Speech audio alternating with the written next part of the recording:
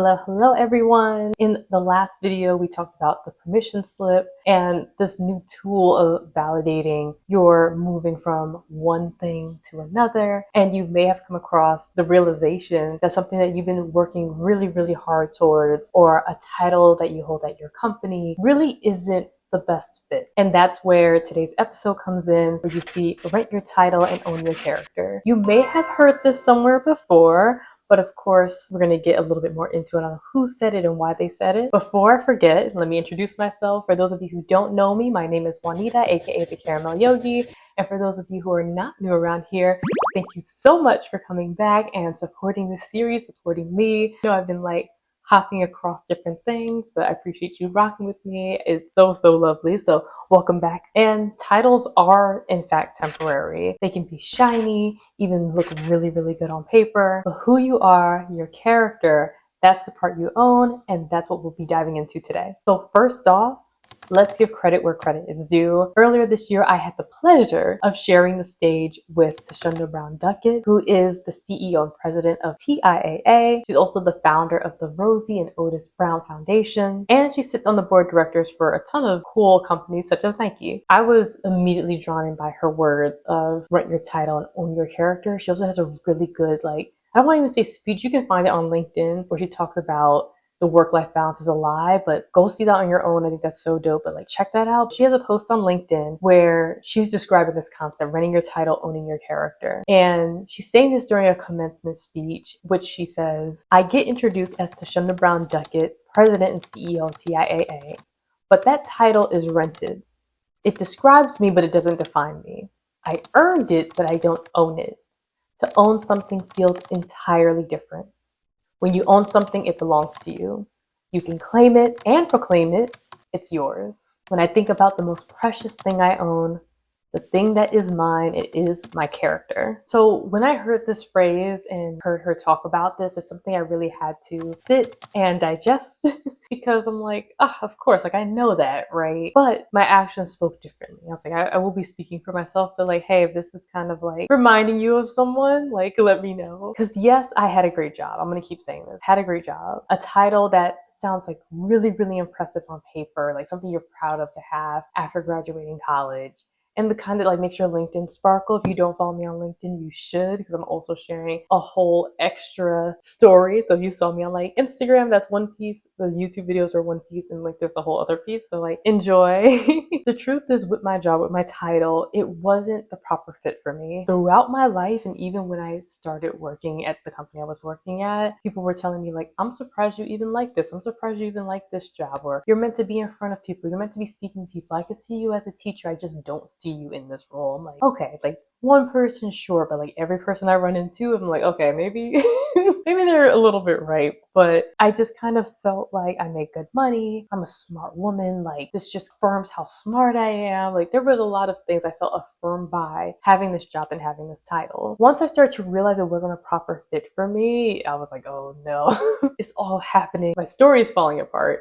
Not my own personal story, a lie, but what I was reaching towards doesn't connect. I even thought about re-recording the first video in the series, because also, I don't say this is happening in real time, but I am actually doing these things. It's not just me making up content. I'm kind of going through all these emotions and going through all these steps. So I wanted you to see this in a more compact way if you're making this decision, to be wow, I'm having those same feelings, those same something. It's I need help.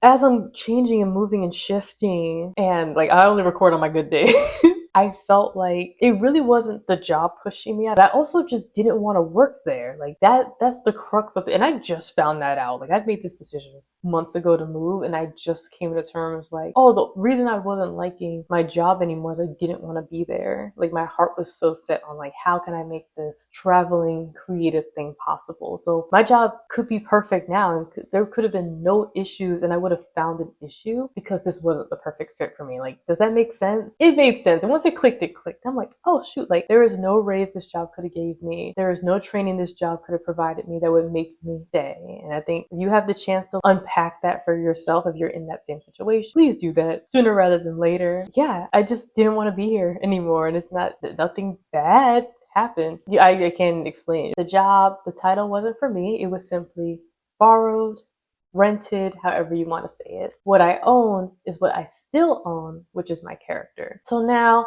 as I start to move towards the future, I realized I was allowed to want more. This kind of comes back to that permission slip concept, which is why I'm putting this in a very specific order. I want to dream bigger, and I want to craft a life that is much more aligned with what I actually want to do and who I actually am, not just what looked good on paper or what I needed to survive. I met a lot of people, especially during this part, where they're like, I went to college so I can get a good job and I never have to worry about money again, or I could buy the house, or I could have, feel comfortable enough to have kids. And when they don't get that, it just busts your bubble. It kind of derails your dream. So now I'm like, no, let me just try it. And at least I have full accountability for myself. That's the thing about titles. They can change, you can rent them, you can upgrade them, you can trade them, but your character, that's the part you build. That's what you're taking into every room, every country, every opportunity. So what does this all have to do with quitting my job? I'm just making sure I'm very, very clear.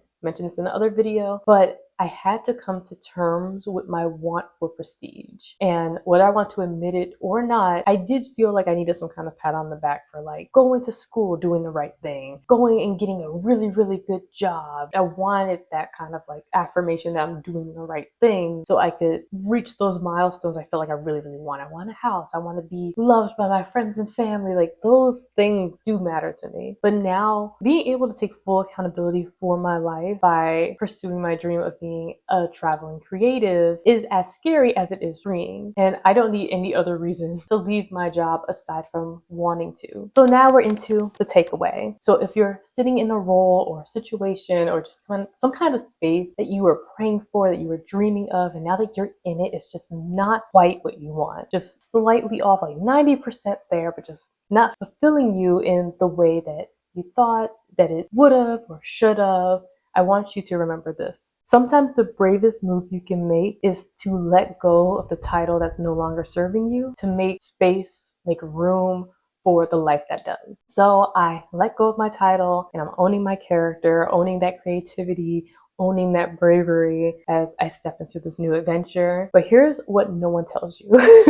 When you quit, there is a checklist of things to do, things to make sure that you're going to be okay. And I want to share the exact things I had to take care of before I really set into motion everything, which is squeezing every single drop out of my insurance, health insurance, and going to the doctor, giving my apartment notice because I'm breaking my lease, a few other steps that just can alleviate stress if I tell you right here. So trust me, you will want to hear this before handing in your resignation. That's all I have for today. And as always, if you like this video, be sure to like this video, subscribe so you're notified when my next video drops tomorrow, or unless it's the weekend. I don't know how the timing is at this point. I greatly appreciate you watching, and I can't wait to see you in the next one. That's it. I will see you soon.